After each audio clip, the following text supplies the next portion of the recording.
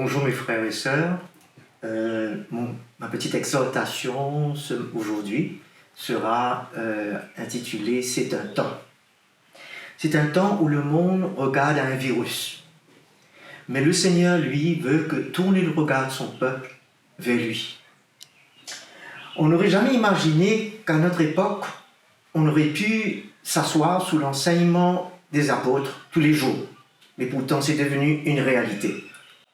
Tous les jours, nous nous rencontrons et en passant, c'est un encouragement d'être ensemble tous les jours à 10h, heure de Maurice, pour écouter le frère Mickey et son exhortation. C'est incroyable ce que le Seigneur nous emmène à vivre. Nous avions une seule réunion par semaine auparavant de prière, et là nous prions tous les soirs. Et nous sommes ensemble avec le peuple de Dieu.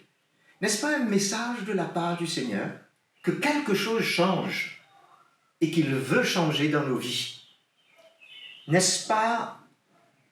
C'est un encouragement. Sommes-nous reconnaissants au Seigneur pour ce moment? Au lieu de voir par le confinement quelque chose de gênant, de frustrant, mais retirons le meilleur de ce moment, parce que Jésus est en contrôle et il le permet. Et c'est une grâce.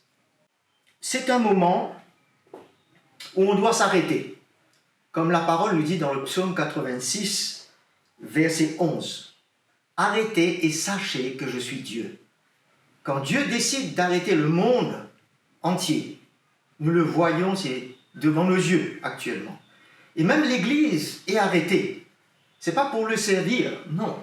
Mais arrêtée afin de s'examiner, de pouvoir voir son cœur, ses attitudes, sa conduite et sa vie. Comme Paul nous le dit dans Éphésiens chapitre 5, du verset 15 au verset 17. « Veillez donc avec soin sur votre conduite, non comme des fous, mais comme des sages. Rachetez le temps, car les jours sont mauvais. » C'est le temps de racheter le temps, que nous avons très possiblement trop perdu. C'est pourquoi ne soyez pas sans intelligence, mais comprenez quelle est la volonté du Seigneur. C'est un temps pour comprendre qu'est-ce que Jésus veut nous dire, veut faire dans nos vies. C'est une grande grâce, frères et sœurs. Nous avons été, si on peut dire, pris en surprise. Le monde a été pris en surprise, mais nous, c'est une surprise qui va tourner pour la gloire du Seigneur, car toute chose concourt au bien. Alors, nous voulons nous encourager à être sages et ne pas être comme des insensés. Considérons ce moment. C'est un temps de grâce pour sortir d'un état de légèreté et de superficialité de notre vie chrétienne. Un temps pour échapper aux choses qui se sont accaparées de nous et qui nous ont éloignés de la simplicité et de la réalité de la vie chrétienne. Retournons donc, comme nous dit l'auteur aux Hébreux, chapitre 10, versets 32 à 34, à ces premiers jours où nous étions zélés, où notre cœur était concentré sur les choses du royaume de Dieu. C'est le moment, c'est le temps où le Seigneur veut nous faire racheter ce temps perdu et revenir à ces premiers jours, à cette première condition.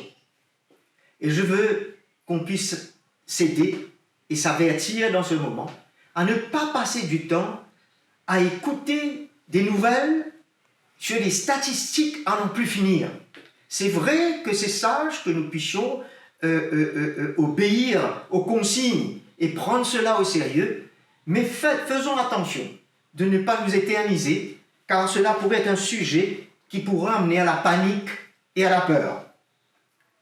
Plutôt, passons ce temps à fortifier notre foi, à nous fortifier dans le Seigneur et dans sa force toute puissante, dans sa parole. Ainsi, la peur ne se saisira pas de nous.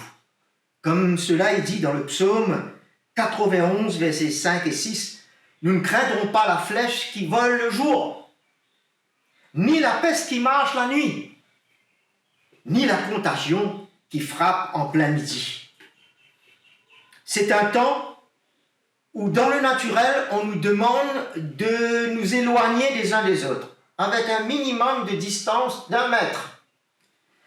Mais dans l'esprit, pas de raison de se mettre à 1 mètre. Dans l'esprit, c'est un temps de rapprochement. Un temps où le Seigneur nous rapproche nos cœurs de lui et de nous-mêmes, dans notre famille, dans les couples, envers les enfants et les parents. C'est un temps de rapprochement. Beaucoup de changements se passent. En passant, ça va peut-être vous faire rire, mais je n'ai jamais cuisiné avec ma femme. Et finalement, je suis arrivé à cuire. C'est extraordinaire, mais c'est quelque chose dans le naturel qui vient démontrer que dans le confinement, il y en a quand même des choses pratiques, des choses qui nous rapprochent nos cœurs et c'est tellement encourageant. Et dans l'esprit aussi, les choses se font. Et nous donnons gloire au Seigneur. Un moment où il va nous façonner nos cœurs dans notre relation familiale, nous briser, nous humilier. Et quel temps favorable de la part de Jésus. Un temps pour terminer, pour obéir, comme le frère Mickey nous en a parlé ce matin. Obéir et mettre en pratique ce que nous avons entendu de la parole de Dieu, que peut-être pour un long moment, nous n'avons pas su le faire. Mais le Seigneur nous emmènera à vivre sa parole. C'est son temps de grâce envers nous, l'Église. Saisissons-le et laissons-le faire tout ce qu'il désire dans nos cœurs. Le Seigneur vous bénisse, je vous aime et à bientôt.